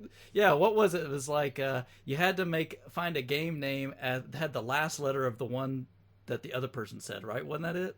Yeah. So if Chris said Metroid, I'd have to pick something that started with D. So if I picked D, Defenders of Dynatron City, then he'd have to pick something started with Y, and we're like, let's play this until we run out of games. It was like 5 hours later, like 2 a.m, and we're still going. And then when flash forward years later, we played it on the train going into New York City with all of us, and it was only like a 90 100-minute train ride, but it was like, all right, why don't we play this game that me and Chris played back in the car, and then we did it. I remember a few times it was like, have we said that? I don't know. Maybe that was our game like 2 years ago. My son he was with me the second time. He still asked to play that game, but with like other stuff now. So we'll just be sitting somewhere really boring. Like we went to visit my grandparents and they wanted to show us off at their church. So we're sitting in this Lutheran church service and he's so bored and he's like, let's play that game, but with Pokemon. And so we're whispering Pokemon to each other the whole service. Oh my god, that's a great one. Yeah. But yeah, so I've only been to Retro World twice. I haven't been to any of these other shows they're talking about. It's always been a goal of mine to make it to PAX. I would really like to. E3 used to be a goal, but with how it's gone the last few years, I don't think that's a reasonable goal anymore. But I get, and I think you guys probably noticed it the second year more than the first year I came down. I don't know if it's social anxiety, but when there's too many people that I know, going back to that having the appropriate amount of friends comment, I get really, I don't know, probably just social anxiety. I have a lot of trouble functioning like I want to when there's too many people around that I know, but I don't feel that way when I'm by myself in like a large crowd. That doesn't overwhelm me. So I've always wanted to go to like a PAX like without my family even coming on the trip. Like I just want to go solo and just like disappear and do whatever I want for the day and, you know, go sleep in the hotel and come back and do it again. So that's something I'd like to do when everything reopens again, is maybe hit the like PAX in Seattle or somewhere that's probably the closest one to me. And just like disappear in a gaming crowd for the weekend. I think would be so much fun. Not to say like I didn't have fun with you guys. Like I have so many good memories. And at Retro World, like the first year they had a Dr. Mario tournament, which I was feeling pretty dang confident about. And I got knocked out by like a girl 10 years younger than me in the first round. Yeah, I remember going and sitting over there. He's like, "Oh yeah," I'm like, "He's strutting almost," and he sits down next to this girl, and I'm thinking, like, just looking at him, he's thinking, like, "I'm gonna smear her like a stain," and she just like, just inside there. I didn't take a round off her. Yeah, she was amazing. Totally clobbered me. And then the second year, they had a Mario Kart 64 tournament. Was one of the events. They had a whole bunch of events that time. I watched that. I watched you in that one. Yeah, so I got a bronze medal in that one, which I was so excited about. That was so much fun playing that. And I played in a couple other tournaments I did really poorly in, like the Street Fighter 2 and an NBA Jam and stuff. But I had so much fun playing. And that's the kind of stuff I want to go to these cons to do. I like hitting up all the vendors too. I had a really awesome chat with the vendor straight across from us who had a bunch of cool Turbo CD games I was chatting with him about. And he was saying, like, he's like, I used to be the distributor for these, like, back in the early 90s. Like, we had a warehouse full of, like, Magical Chases and Beyond Shadow Gates that we had to, like, destroy and throw in the dumpster because we weren't selling them. He's like, if I would have known then what I know now, you know, I would have, you know, kept a few, bought the old stock, whatever I had to do. But those kind of conversations with the vendors, too, are really, really neat. One of our buddies that came with us commissioned some art of me and my son as Dr. Light and Mega Man, which was just super adorable. I love seeing all the creative stuff people put out, because a lot of the vendors too are just, you know, they're putting out their own art and their own versions of all these old games and what they meant to them, and it's just fascinating to walk around it and see what people have created. And I could just spend the whole time in the arcade too when they have an arcade pinball set up there, because I don't get a chance, because of where I live, to play a lot of these machines in person. Like I've played a lot of the games on collections on consoles and stuff, but it's quite a different experience to actually step in front of an arcade machine and play them properly. Right. That's awesome. I just have a couple of quick notes for you as far as the arcades. Number one, someone can add in other shows if they're familiar with them, but and I know MagFest is not close to you. It would be a pretty decent plane ride. MagFest to me is unrivaled in anything I've ever seen with sheer volume of working arcade machines in a single room. It is unlike anything I've seen. It is cavernous, and it is just like you'll walk for like 3, 4, 5 minutes, and it's just arcade machines the entire time, and it's like 5 rows of them, and it's pinball. So to get lost in an arcade like that, it was unlike anything I'd seen before. And back to what you said about wanting to disappear and like not necessarily wanting to be around 50, 60, 70, 80 people, even if like you know them all. One of the things that we did early on in PAX is we would stay together. We would go to PAX, and it was like, me, Kaylee, Courtney, my wife, Rodrigo, his wife, Jess. But we quickly found out in that first year, like you go to a table and not everyone wants to be at that table, right? So really, really early on, it was like, even if you're, going to the show with people, it's like, all right, see you later. And like everyone kind of like does that. Like you disappear off on your own. You could fall into a hole where like you're just playing NHL 94 in a Genesis tournament for a while. Kaylee could be off playing in a Hearthstone tournament. The girls might be, like up in the band camp room or whatever. And it was great. You would just like kind of cross paths, and it'd be like, oh, you having fun? Yeah, you having fun? Yeah, great. See you at the concerts in a bit. Go, right? So like it was just really cool. Like the first year was like you almost felt like, not like you're wasting time, but you're like, all right, daylight's burning. I got things I want to do, and like you're just staying kind of huddled as a group. So if you do end up going with people, there's some really great workarounds to that where you can say, okay, this is my hit list for the day. That's your hit list for the day. Great. Let's see, kind of like where we end up at the end of it, and having that autonomy, even with the option to kind of meet up with people afterwards, I found is personally my favorite way to do it. I would like to try that, but I still feel like just having that person there, I would have that like lingering feeling in the background that I'm not doing what I'm supposed to be doing, kind of thing.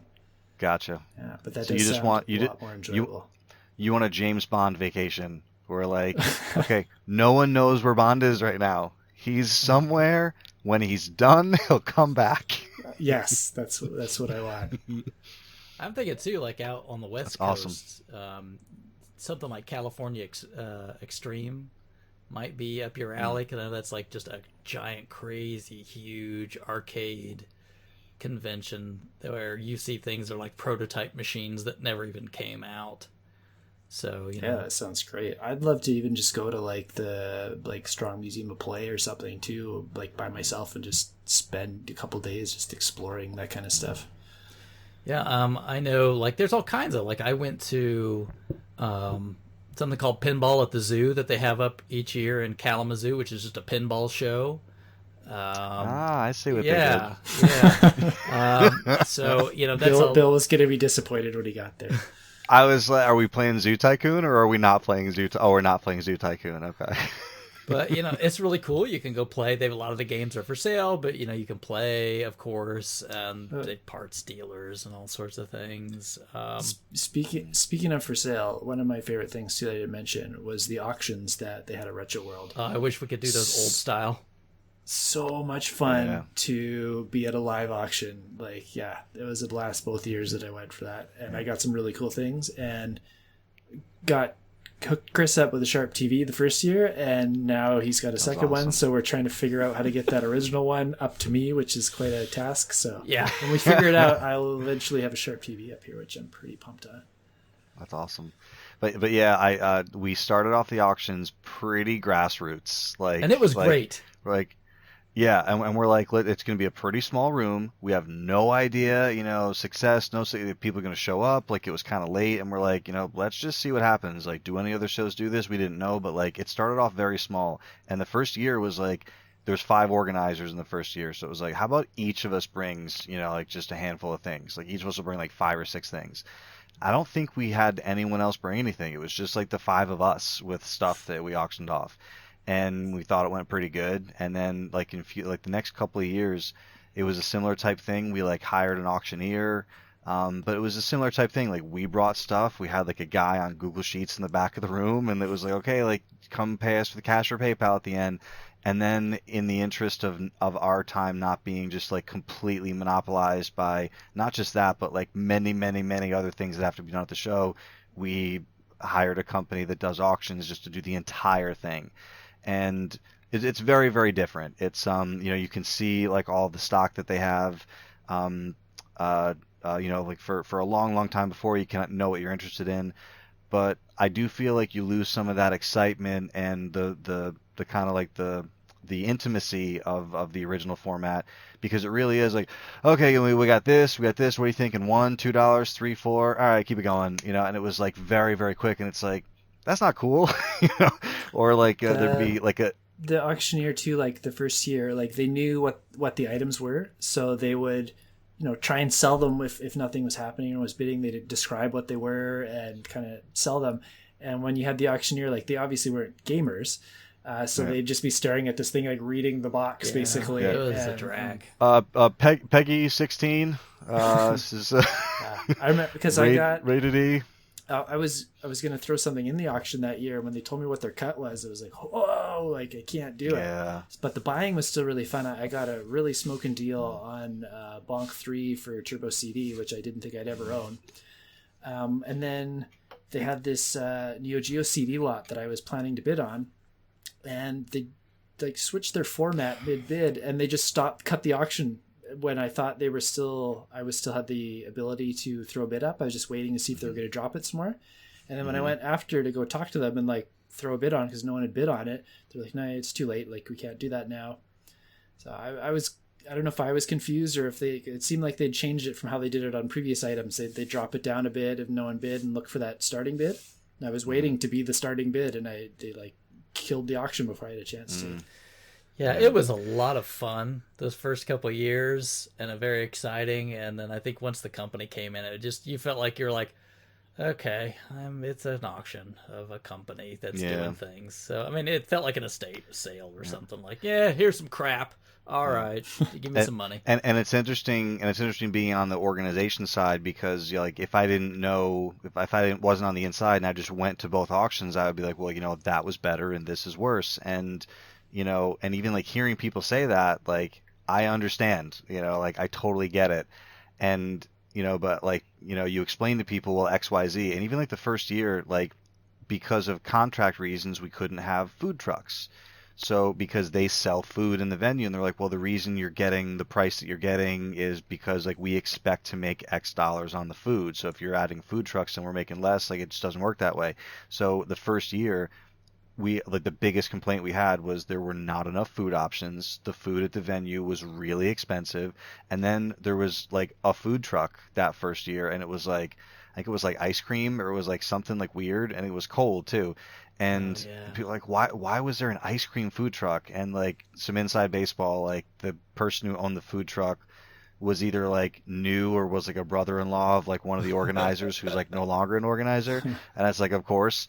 But like, and we have to go back to those people and be like, listen, some of these negotiations, like some of this stuff, like it's non-negotiable. Like it's, we can't change it, but you still get people who come in and they're like, and even if they don't say anything to you, they're thinking, what are these guys doing? Why don't they just go get some food trucks? And like you look like you're not doing, like what you could be doing. So it is interesting seeing it from both sides, and I try my best to explain it to people. And a lot of people really are like, oh, like I get it, but you'd be surprised how many people are like, no, you should have done a better job. I'm sorry to disappoint you. I mean, you guys had to cook up something out of whole cloth. I mean, I can't imagine just sitting back and go like, hey guys, let's start a game convention. How do you do it? I don't know. Let's just do it.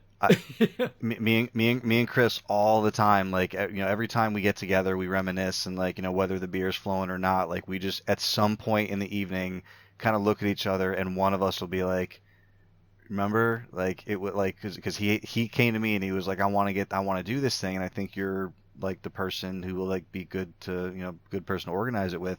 And I was like, yeah, I would like to do that. And we got like a stupid like yellow pad of paper and like one pen, and we went to like a pizza place, and it was super late and nothing else in the area was open. We found this pizza place, and we're sitting in there, this like tiny like 2-person table. We had one pen, so we had to like share it back and forth, and like we're like writing down like all our ideas and like, okay, this is what it should be, this is what it shouldn't be. And that's where it started. Like, and we always say that, we're like, remember that pizza place, that yellow pad of paper, so like it all starts somewhere. But yeah, it's and it wasn't even that year, like, so we started doing it, and it wasn't that year, it was like the year after. So it was like 18 to 20 months to plan like that first tiny show. Yeah.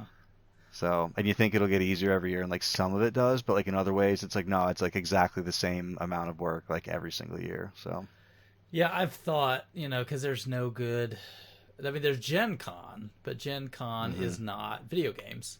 And right. Tabletop. I think, Indianapolis should have one. It's a big city. And of times I've talked with friends like, we could do something like this. And I think, I don't know if I want to make like negative dollars an hour to do work. You know what I mean? Yeah. Yeah, so I mean, the thing is, at the end of the first year, like, if you make some money, it's like it's nice, and then we made a few dollars, we had a lot of fun, made a lot of friends. Same thing the next year, made some more dollars, worked a whole lot of hours, and if you look at it in the way of like, okay, I put hundreds of hours into this, and like I made a few grand, but like you just have to figure a way out in your head where like you don't feel bad about that, where like you really have to be Yeah. okay.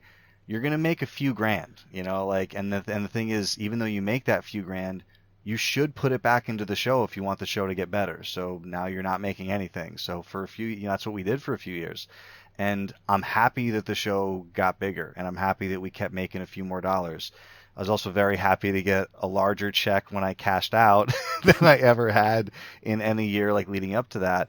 But like no regrets about any of it, like looking back, yeah, there are times where like it was rough or like, you had to work a whole lot and it was really stressful, but I mean, I wouldn't change it like with everything that it's kind of like brought, and that's kind of where this conversation's going is you know the conventions that we kind of like have planned to go to, if they're available to you, are just not there. So now that we've reminisced, and I mean that could be a whole nother show, is just like the all the stories that are there. I'm wondering, and we mentioned before with some of these experiences moving to online versions, like Kelsey had said before. We mentioned E3 moving online. IGN had wrangled a handful of news reveals and like trailers and stuff, and kind of wrangle them into like events and live shows. San Diego Comic-Con, another thing Kelsey mentioned is they have like kind of these virtual booths that you can still pay for booth space. So if someone goes to San Diego Comic-Con's website, you can like still go and explore their virtual booth. And of course, there's stuff that are like panels that are on Facebook Live, Twitch, YouTube. They're streaming all sorts of different things. So being that it's all kind of like scattershot, like it's not like one place you're physically going to and having a schedule and deciding what I want to go to. It's just like stuff on the internet. I'm wondering, so Kelsey first, which of these, if any, experiences that have been moved online from like a physical venue have resonated with you, and you said, okay, this is something that is cool that I didn't know that I liked this way, or is it just kind of like they're still finding their footing and it hasn't really been the way that you would prefer to experience these con type things? I think most of them have a grasp on the footing. It's not the actual reveals and stuff that I'm annoyed with. It's how separate everything is now. Because I've got other things I want to do, but I do get excited about these, so I want to try and watch them all. It just feels like it's eating up months rather than a weekend. Whereas I used to be able to tell my wife, like, hey, E3's coming up, like, Saturday morning, Sunday afternoon, and Monday morning. Like, there's these conferences I really want to check out. It's usually like Sony, Microsoft, Nintendo, and then I'll try and check out some of the smaller ones, like Limited Run. I usually watch like the Ubisoft and EA ones, though, even though I'm not super excited about them. But it's over in 3 days, and then I've got that time to talk to you guys about it and decompress and stuff. It just seems like that's never ending right now. It's been like 3 months worth of these kind of things, and like there's new consoles coming out this year. I should be more excited, and I should know how much they cost, and I should know when they come out. And it just feels like because they weren't forced to put all that information out at one time, they're just waiting and waiting and waiting, and then after they do the reveal, like right now, Sony did their conference, and then the Xbox One's coming up. It's like, well, are they going to do the price and the date and what games do they have? And then the second that conference is over, there's rumors like, oh, Sony has 2 more games that are coming out they didn't announce because they were waiting for Microsoft's. And I don't feel like that ever would have happened in previous years. They both would have had their days, and they would have, give us everything. Maybe save something for like Gamescom or Tokyo Game Show down the road. But most of it would have come out already, and it's just frustrating how long and how slow everything's trickling out. Right. So you're not interested in the drip feed. You would rather open the faucet, give me all the stuff, let me digest it, let me get my, as opposed to just like that slow trickle Yeah, over I a think period of like time. E3, there's been rumors for years like they're becoming less relevant. People don't need them. They can do their Nintendo Direct style things.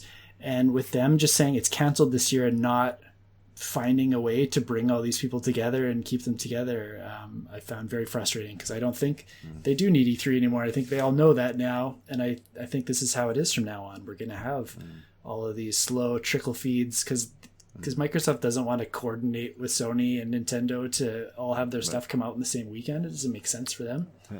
They want the opposite, right? Yeah, they want their own moment to shine, which I get, and it can be fun. It's getting frustrating, I think. Yeah. It was interesting earlier today, and I don't know how he would even know this. Maybe he saw it on the Xbox dashboard, but my older son said, "Daddy, is there a new Xbox coming out this year?" And I said, "It's funny you should ask. There is." And he said, "When's it coming out?" And I was like, uh. And I thought for a second, I was like, "Yeah, when? I mean, when It's is it coming out, and how much is it? And talking like to the my thing is, wife too about putting money away, and I'm like, I want to take $100 off this paycheck and just throw it in an envelope. She's like, okay, well, how much do we need to get to? And I'm like, I more." don't know, but it's gonna hurt. And she's like, well, why do you think that? And I'm like, we're all just guessing right now. Like, I have Yep. no idea.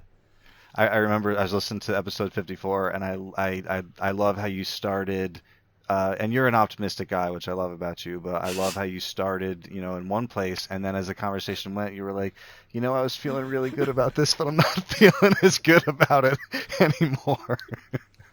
So, but yeah, I'm totally with you, and it's funny how like I just kind of, like in my head, and I've kind of been always the type of person that I can't like. I don't know how to say it. I can't really get excited about something that's like 3, 4 years away, right? Like if someone says like, oh, like we're going to Disney World in 5 years, I'll be like, oh, that's really awesome. Like, okay, great. Are you excited? No, because it's 5 years from now. Like how can I get excited? But and then you're even like, oh, Final Fantasy, 7 remake, it's coming out in 2 years. All right, I mean, call me in, 20 months, like I need it to be like kind of close, right? So even though like the new Xbox is coming out in November, maybe, it's like it's weird. I just have this thing about me where it's like even in September, like okay, we'll see how that is in a few months, but like it really takes for me to get to like October before I'm like, oh, okay, like it's about to happen. I remember I wasn't gonna get a Wii. I was working at Best Buy at the time, and like it was gonna be launching. And console launches are always fun to work, no matter where you work. If it's a little shop, big shop, like doesn't matter. Like lots of like just a ton of video game people descending on a store to buy video games is just always a fun event. And so I wasn't gonna buy the Wii, and it was like the day before the Wii was coming out. I remember we got like 200 of them at the store, and it wasn't really pre-orders. It was just like you lined up outside the store at the time. And I remember just like having them in the store, just seeing the box and just seeing like all the stuff, and like you could play the demo. And I went to the manager and I was like, listen, I know we're not supposed to buy these, but I really want a Wii now. So, but it took till like the day before it came out, and then I was super excited. So it's funny, like I don't really think about the PS5 or the Xbox Series X that much. But you're right, like they're really not that far off. Like summer's going to be over really soon, and then they're going to be here. And I agree that like it's really weird that it's going to be August. We're not going to know the release date or what they cost, and I think that is a product to your point of not having to come out and be like, this is the news. The They just thing don't that have to. frustrates me the most is I usually feel like I'm on top of like gaming news. Because like IGN has some and Jeff Keighley has some. Yeah, Everyone has their own. I feel like I'm missing a ton that's a of good point. things, and then I'll find out about them on Twitter or something lame that's not as fun as like seeing a big cool reveal on stage at a conference. You see the Jason Schreier tweeted recently, the last couple days. Um, he's like, so wait a minute, the creator of Suikoden Oh is yeah, making a spiritual successor, that's a big and it deal. looks And awesome. yeah, And like, why didn't we know about this? Like before, like 5 minutes ago on Twitter. Like, Yeah, how? because it's a weird So yeah, Kickstarter thing. But yeah, I had to find out yeah. about it just from a tweet. Yep. Yeah, same. Yeah, so when you said that, like, but yeah, there's things that are happening, and like sometimes like there'll be a leak, like Squadrons was revealed in the leak, and then we found out in the EA stream. But yeah, like I'm totally with you. Like I don't feel I used to like search out video game news. Like I would go to Polygon or I'd go to Kotaku, or you go to Rock Paper Shotgun, like whatever outlets you like, and then you'd ask other people, oh, what outlets do you like? And you would kind of scour the same ones, get some opinion pieces. But you're right. Like I feel like you got your two or three that you kind of like. You got your Twitter people you follow, and if they don't have the story, like you just don't know it, right? So, but yeah, I'm usually out of the loop, but I especially more so these days. I'm not used to feeling that way, and you know I can't hit everything every year, but it feels like it was condensed to 2 or 3 big events throughout the year. You have like GDC, you'd have E3, Gamescom, Tokyo Game Show. As long as you paid attention to all those, you got 80% of what you needed, and I feel like I'm at like 50% this year. Yeah, and I do wonder how much of it is like because you have like Bungie putting out Beyond Light coming out in September, and then it gets delayed to November, and that shines a light on like you really do wonder how much of this news is like, okay, like we're ready to put this in, it's in the show, it's gonna come out, and they're like, well, we don't know if it's gonna come out anymore, like should we even show it, so I don't know how much behind the scenes, because like to the point of the retro world stuff, we don't know why they can't have food trucks. The food trucks just aren't there. Yeah. So yeah, it could be that they're not locking themselves in, or it could just be the working from home situation for people, or it could just be natural development cycle needs a little longer than they thought. Right. Like, yeah, you don't never know. Yeah. And there are always like big shows that show like a whole bunch of stuff, and then like afterwards it's like, oh, it's weird, like we didn't see XYZ, and they're like, oh yeah, like we have little XYZ videos, we're going to show those next week. And then so you do kind of get like a little bit of trickle, but it's usually like, bam, here's all the big stuff. Oh, and here's 15 other little itsy bitsy things. But yeah, it's I would have to agree that the trickle is definitely something that we're probably going to have to get used to for a little while. But I've not seen, like, I'm the same way in that like my schedule, work, life, everything is not such that when Mondo says on Twitter, oh hey, we're doing an artist spotlight interview panel 2 p.m. Thursday on Twitch or YouTube Live, like I'm working. Like I can't drop what I'm doing and watch this panel at 2 o'clock. And sometimes you'll find out like 10 minutes early. Sometimes it's pre-done. But with it being with like a lot of these events are things that like if I took the weekend off to go to PAX, or if I flew out to LA for E3, I got all weekend. It doesn't matter when it is. Oh, it's Friday at 4 o'clock. I'm going. But I think scheduling around the event is another thing. Like they can do the online thing, but if you haven't like booked that time, you're not going to be able to do it. And what are you thinking? Like we Slack with each other during a lot of these events, and that's fun. It's like being at the event. Like we get to talk about how we're feeling at that moment, not thinking about it for a day and then getting it. So yeah, I only get some of you sometimes because others are at work and can't make it, or you got family stuff going on. So yeah, it's really scattershot. Yeah. So Chris, has anything happened in any of these rescheduled things where it's like, okay, we're taking this thing and we're putting it online and we're doing this here? Has any of that been like, oh, cool, that's something that I'd be interested in watching or that I enjoy doing? Or is it kind of like Kelsey's saying, like it's all over the place and you find it kind of hard to focus on a big topic?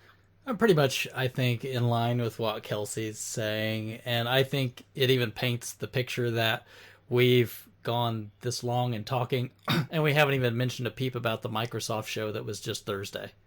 You know what I mean? Mm-hmm. We just didn't even bother to talk about it because, again, like you say, it's just here's a little bits of stuff. It's here, and you just kind of know. You're like, okay, well, I mean, I saw some of it, but they didn't like this one. I think, okay, well, they brought out Halo. That was their big game, and then the rest of the show was kind of like, here's some stuff. But there's probably some other big guns, but they're not going to bring them out because they're going to wait for the August show and the September show and the October show. Well, yeah, or that's the retaliation video. Yeah. Whenever the really good Sony video comes out. That's how it feels right we have now, this. For sure. Yeah. Like they don't want Sony to have that game sharing video again, so they're both like always holding one thing back for the next video. Yeah, and then, like you say, like there's this stare down now. Who's going to announce date and price first? Which, again, we would have just gotten all that, and it would have been done. Yeah. And, like, What are the retailers thinking? They can't take pre-orders for any of this stuff. They're probably dying. Yeah. And you think of GameStop as probably like, man, we need that money. Give us those pre-orders. Yeah, it was hurting before all the COVID stuff. They're hoping to get to this console generation to buy them another few years. Right. Well, they're essential, right? So that's why they. Yeah, but it's tiring. Like you said, it's just I don't. Yeah. I have to invest a lot of energy to try to keep up with all of this junk, and right. I mean, I remember I remember in previous years where like they would announce the shows, and it was like, okay, like it's like Nintendo or Microsoft, and then Sony. Like Sony always went last, like always. And I don't know if Microsoft wanted, to go first, to get out there first, but like I always remember thinking, I think it would be an advantage to go last. If nothing else, you can make last minute changes to anything that you could change a message, anything like that.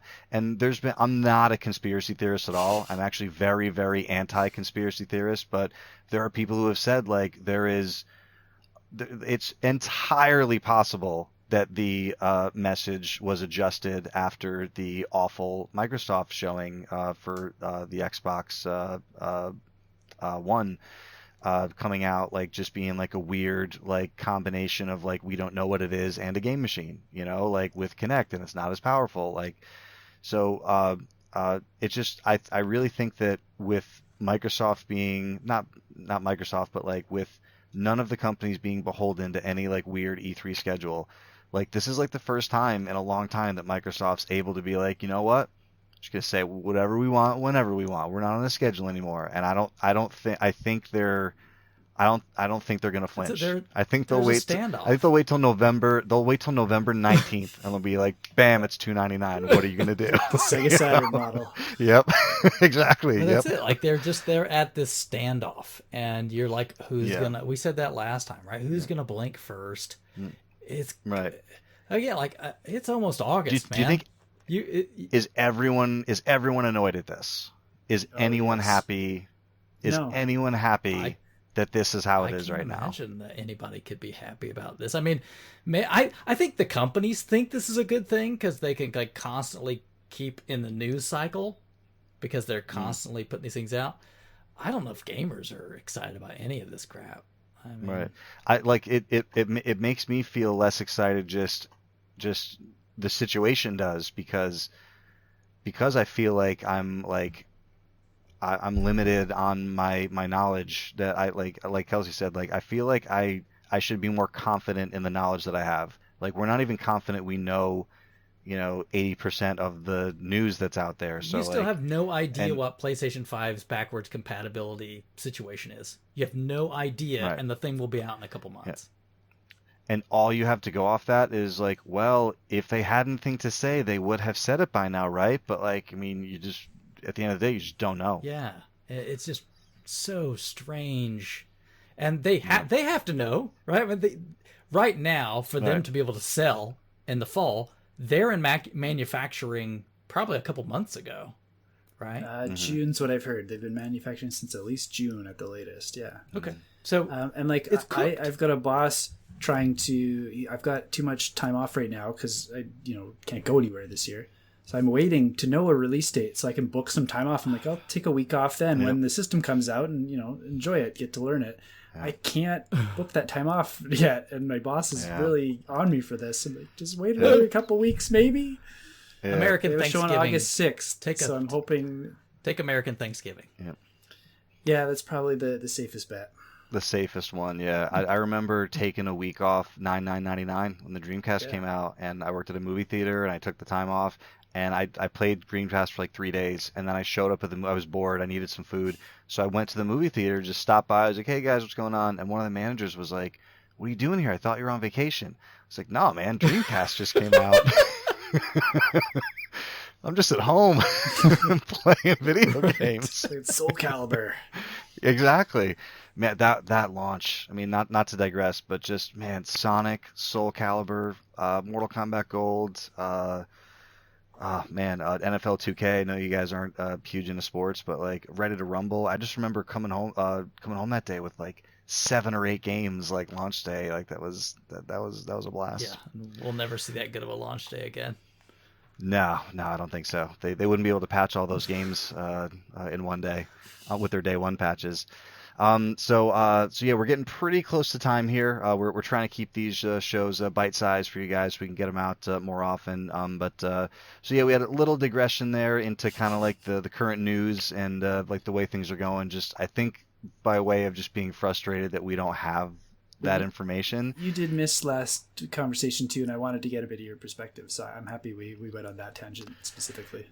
Yeah, no, and I thought that too. I thought early on, like maybe I'll just give like my little like 2 or 3 minute blip, and I was like, you know what, we're gonna get into it because we're gonna get into shows and like what's been going on. So yeah, I think a bit of my opinion is on what's been going on. The last show is in there, and I echoed Chris's sentiments on Game Pass in my intro when just talking about kind of like some of the things I've been playing, with a few of them being on Game Pass. But I think I said earlier, and I want to reiterate, even though I'm like a bit of a Microsoft guy, I totally can see Nintendo having success, Sony having success, Microsoft having Mm-hmm. success.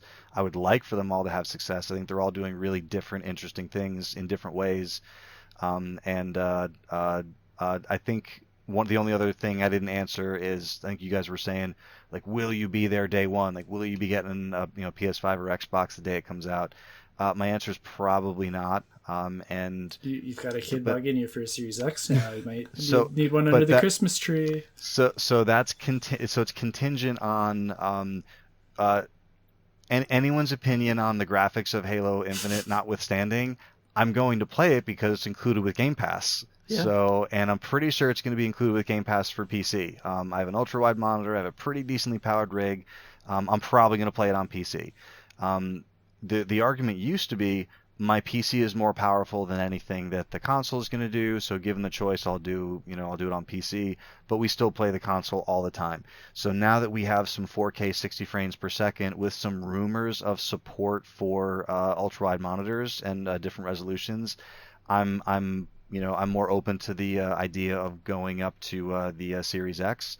But to go off the same theme of just not having enough information or being comfortable enough with the information that we have, I just can't commit right now, but I've not ruled it out.